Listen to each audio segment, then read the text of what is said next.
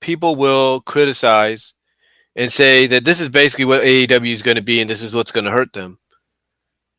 There's a moment where Cody Rhodes, during his entrance, there's a throne that gets shown. It has a Triple H-like symbol on top of it.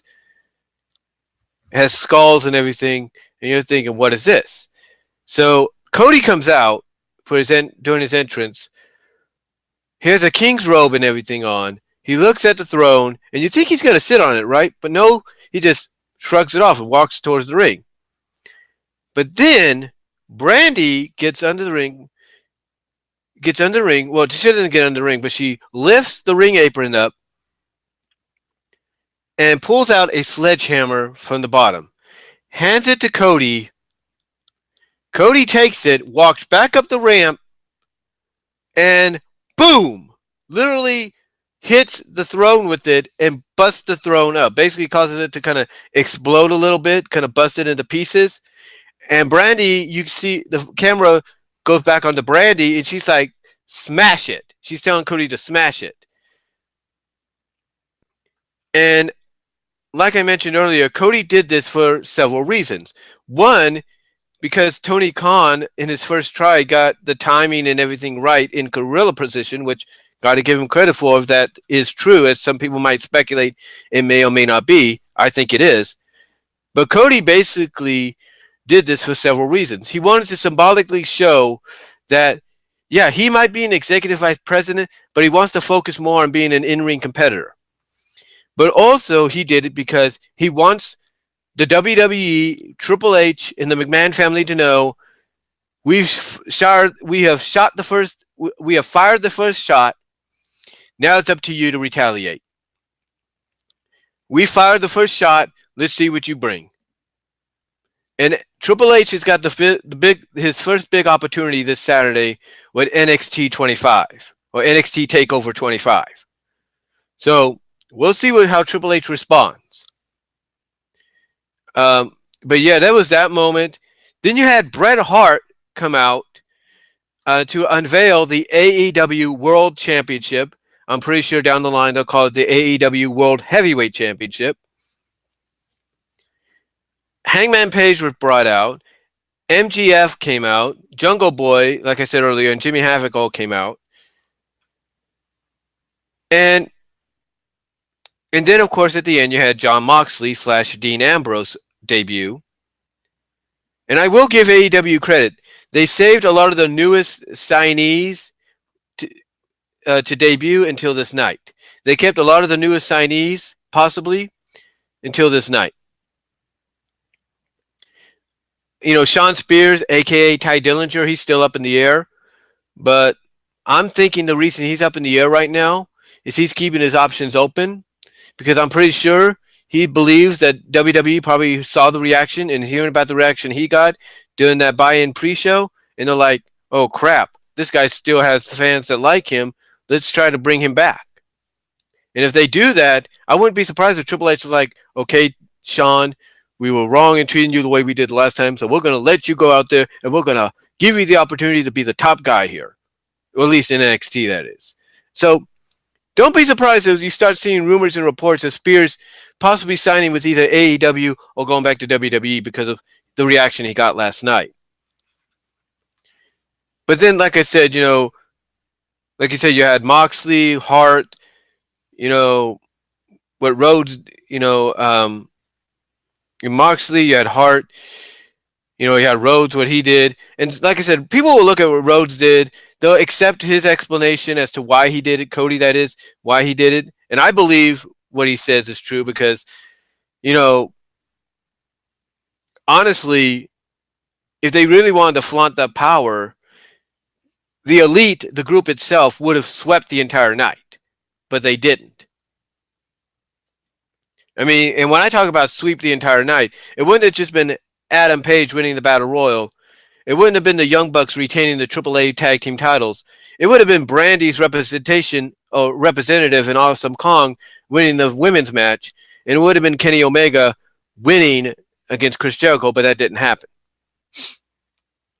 So I think that was good. I mean, yeah, you got to put over certain members of the Elite, but not everybody. And I think in time, Cody and the Bucks will suffer some losses to kind of ease people's, frustration or worry, you know, or calling outs, if you will, to make them realize, look, it's not about us, it's about everybody else. So hopefully that happens, and I think it will. But a lot of people look at what Cody did, and Cody admitted it. Look, he wants the WWE to take notice. He wants to see how they're going to retaliate because he believes that if they can do something like that and fire the first shots, the WWE is going to have to start picking up the A game. Whether they do something, whether they start doing that tomorrow night on Raw and the following night on SmackDown, that's up to them. Now, the other two things that happened, like I said, was Bret Hart coming out and presenting and unveiling, I should say, the new AEW World title, which Jericho and Adam Page will compete for, I believe, at All Out.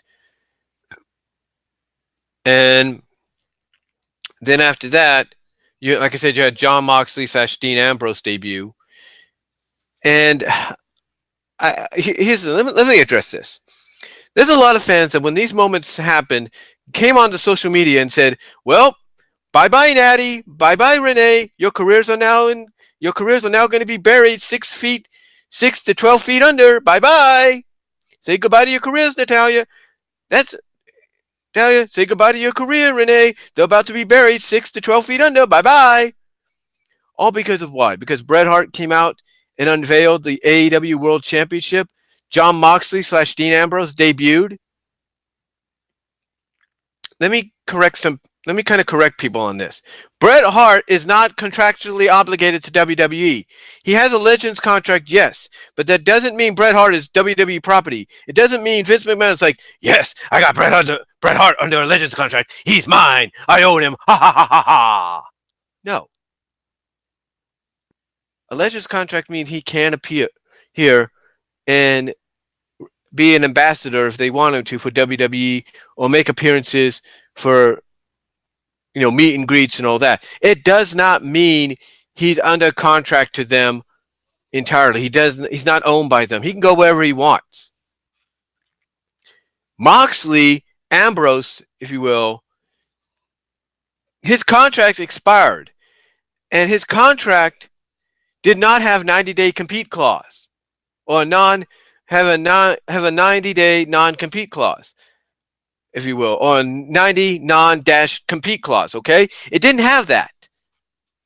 He let it run out, he fulfilled his obligations, and he was free to go wherever he wanted. Why do you think he put out that freaking video on social media? Almost immediately, as soon as midnight hit, the moment his contract officially ended, why do you think he put that video out about the rebirth and the release of Moxley and the return of Jon Moxley? Why do you think he did that? Because he was free. He didn't have no more obligations to WWE anymore. He could go and compete wherever he wanted. So for people saying that Renee and Natty are going to get punished, if that's the case, then WWE might as well punish half the damn roster. They might as well punish Xavier Woods. They might as well punish this Sasha Banks, even more so than they probably want to right now. They might as well punish the Good Brothers or anybody else on the roster that tweeted and talked about AEW last night, wished them luck, said they were proud of what they saw, proud of what they did. They might as well punish their entire damn roster, or half of it anyway. So for people that come out and say that, I don't know what you're thinking. Because honestly, that is not going to happen. If that was to happen, ladies and gentlemen, it's going to make WWE look bad. And the last thing they want to do is look bad in front of everybody. It's going to make them look pathetic because if all of a sudden they're going to punish all these people because they went on social media and complimented and congratulated all these men and women for bringing in this new company and possibly bringing in some competition, then if they're going to do that, then WWE is pretty much proving everybody that's criticized them about being a false representative of who they say they are correct. And they don't want that. They will not want that. What's going to happen primarily, and a lot of the men and women that are under the contract are working for WWE are hoping what this does is it wakes WWE up, and WWE's like, okay, fine. AEW wants to say, I mean, because honestly, this is what I think a lot of these men and women of WWE that tweeted complimentary tweets and congratulations to AEW last night, the men and women that work for All Elite Wrestling or associated with them, they pretty much are hoping that this wakes WWE up to where during one of the talent meetings, WWE's like, okay, fine. AEW wants to be unscripted. We're going to let you guys be unscripted. We're going to let you guys say and do whatever you want. Or say whatever you want, unscripted. No more promos. No more scripts. Nothing. You know, that's what they're hoping for. And you can't blame them. I mean, I don't blame them for believing that and hoping for that. Because it needs to happen. It needs to happen. It really does. And I would not be surprised if it does. I would not be surprised if it does.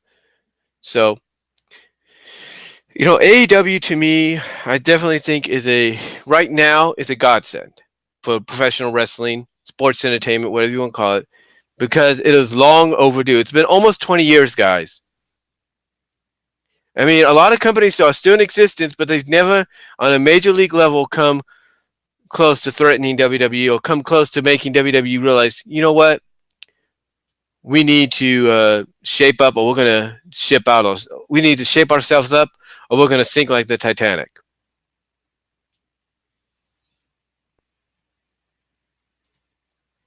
That's pretty much what it is, guys.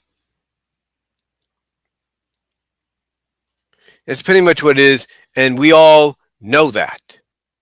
I mean, some people might say that the closest we ever got was Impact Wrestling on Spike, but that was about it.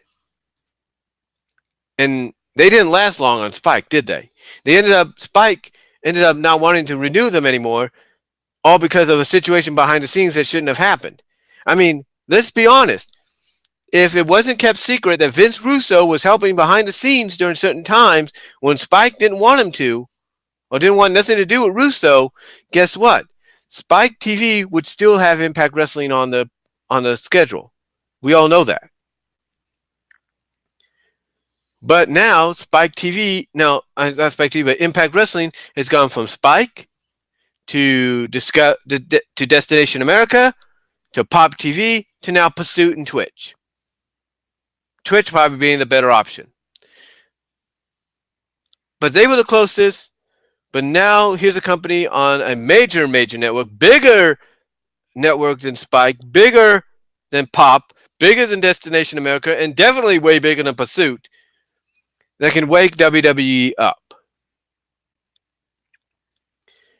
Now, you might say, well, Brian, if AEW has their show on Tuesday nights and WWE just has a talk show, sports-oriented or WWE-centric talk show, then WWE is not going to win that night. That's true. Or you think. Because you see there's rumors going around that SmackDown Live is going to be on Friday nights for a while, but not too long. There are rumors going around that in 2020, sometime in possibly early to mid 2020, they're going to move SmackDown to Tuesday nights. Well, that's the last thing I heard. Now, that's just a rumor. It may not be true. But if that happens, you know there's a reason for that happening. And remember, Fox wants an edgier WWE, an edgier SmackDown product. You know, so there you go. But, yeah, overall, the show, it was great. And if this is just a taste of what we're going to get throughout the year, and as we get to the weekly show in October, I cannot wait to see I cannot wait to see that. I mean, I know I'll be definitely DVRing the first episode or the first broadcast. I know that the first weekly broadcast. And as far as championships go, you could definitely tell what championships they're going to probably go with. I mean, we know we're going to get tag team championships. There's no doubt about that. And we could definitely tell that they're going to be pushing the Bucks, of course. They're going to be pushing the Best Friends. Definitely going to be pushing, it looks like, the Super Smash Brothers. And I'm assuming, of course, SoCal Uncensored SCU is going to get pushed. So you already got already a good set of tag teams. Private Party is another as well that will get pushed. But I think the top tag teams in the division right now that are going to be ascending to tag team championships are Bucks, Best Friends, and Super Smash. And then, of course, you have Angelico and Jack Evans. So there's them as well. So I definitely see a tag team championship in the works. We definitely see a women's championship in the works. Whatever they call it is going to be up to them. I think they'll just go with women's championship. They go with something else like ladies championship that might work, but I think they're going to go with women's championship just for the heck of it. But they'll probably go with women's world championship instead of just women's championship. To emphasize the fact that this is a world title. This is a main event like championship. So we're going to have tag titles. We're going to have a women's world title. I could see them bringing a television championship in. I can see that because that's something that not even WWE has, and the only other company that has a television title is Ring of Honor. Major League Wrestling doesn't have one, as far as I know. So I could definitely see them bringing a television championship into the fray. And most definitely, I see them bringing in a hardcore championship. They might even call it the Ultraviolet Championship. You know. So, yeah. I definitely see them bringing a television title. I see them bringing a hardcore ultraviolet title. I see them bringing a tag title. And I see them bringing a women's title. And that's all you really need right now. I see this is basically what they need to start off, because a lot of people say too many championships ruin a product. This is what they need to start out with. They already got the world title. They're going to have a women's world title. They're going to have a television title, which will probably be the secondary championship. They're going to have a hardcore title, ultraviolet title, and a tag title. So they're just going to have 6 championships to start off with, and that's all they need. They want to add more later on. That's up to them. But those are the 6 titles they need to start off with. So overall, though, guys, that's my take on